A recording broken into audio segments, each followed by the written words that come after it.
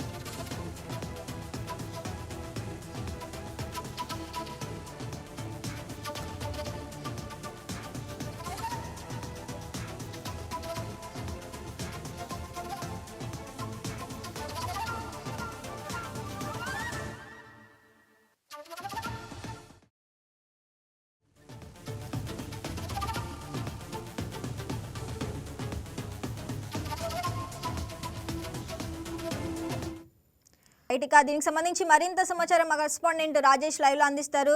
రాజేష్, చెప్పండి, అమరావతిలో కూటమి అధినేతల భేటీ అయితే జరుగుతుంది, దాని గురించి అప్డేట్స్ ఏంటి?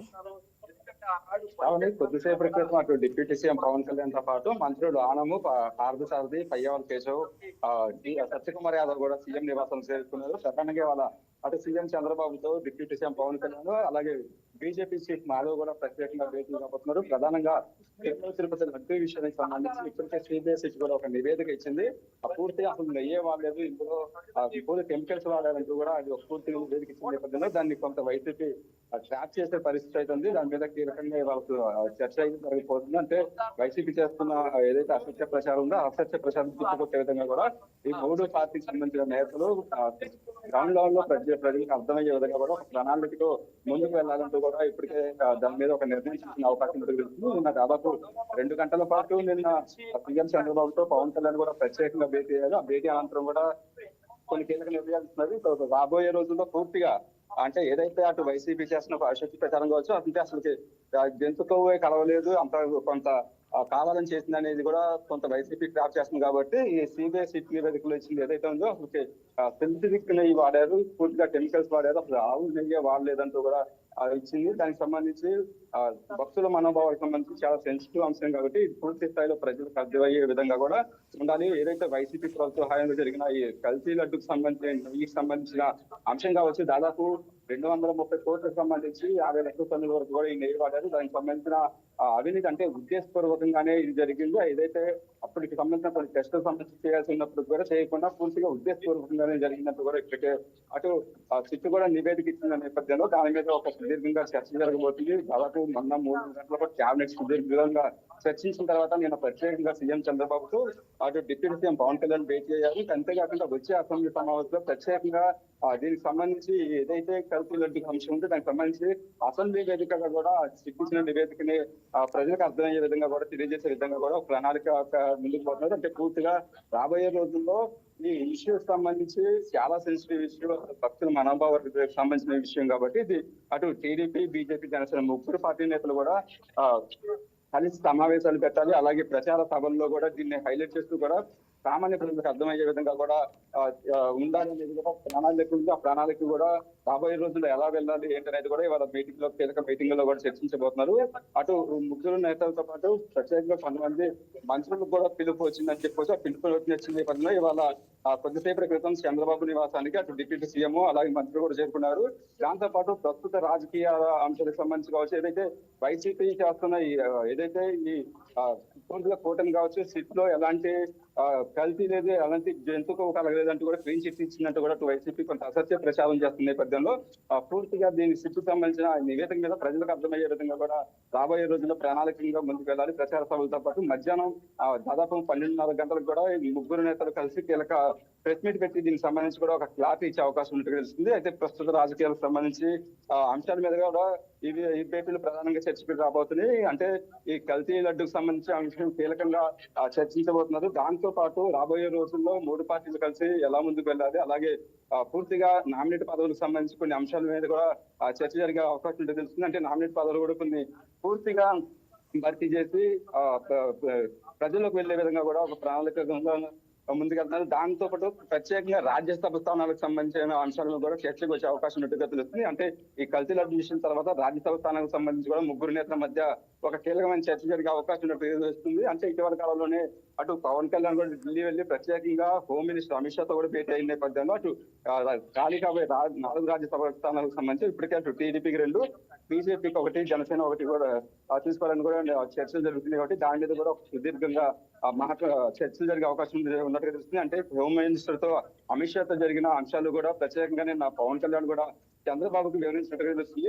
రాబోయే రోజుల్లో అటు రాజ్యసభ స్థానానికి సంబంధించి ప్రస్తుత రాజకీయ పరిస్థితులు, అలాగే వైసీపీ చేస్తున్న అంశాలు ఏదైతే కొంత ల్యాండ్ ఆర్డర్ ఇష్యూ వచ్చే విధంగా కూడా అటు వైసీపీ వ్యవహరిస్తుంది. అటు జగన్ పర్యటనలు కూడా అలాగే ఉన్నాయి. అటు అంబటి రాంబాబు విషయంలో కావచ్చు, జోగి రమేష్ విషయంలో కూడా వైసీపీ చేస్తున్న అంశాలు పూర్తిగా ఈ తిరుపతి లడ్డుకు సంబంధించి అంశాలని జంతుకు కలవలేదంటూ కూడా క్లీన్ చిట్ ఇచ్చినట్టు కూడా కొంత డైవర్ట్ పాలిటిక్స్ అనేది వైసీపీ చేస్తుంది. కాబట్టి ఈ అంశాలన్నీ తిరిగి ప్రజలకు అర్థమయ్యే విధంగా కూడా ఈ ప్రణాళికని ఎలా ముందుకు వెళ్ళాలి ఏంటి అనే అంశాలు అయితే చర్చకు రాబోతుందని చెప్పుకోవచ్చు. అయితే వాళ్ళు జరుగుతున్న కీలక మీటింగ్ సంబంధించి చాలా సీరియస్ గానే మీటింగ్ జరుగుతుందని చెప్పుకోవచ్చు. మధ్యాహ్నం తర్వాత దీని మీద ఒక క్లారిటీ వచ్చిన అనంతరం కూడా ముగ్గురు నేతలు కూడా మీడియా ముఖంగా కూడా ఒక ప్రకటన కూడా చేసే అవకాశం ఉంది. శ్రావణి, రాజేష్, అసలు ప్రస్తుత రాజకీయ పరిణామాల నేపథ్యంలో అయితే ఈ అంశాన్ని ప్రజల ముందుకు బలంగా తీసుకువెళ్లాలని కూటమి ప్రభుత్వం భావిస్తుంది.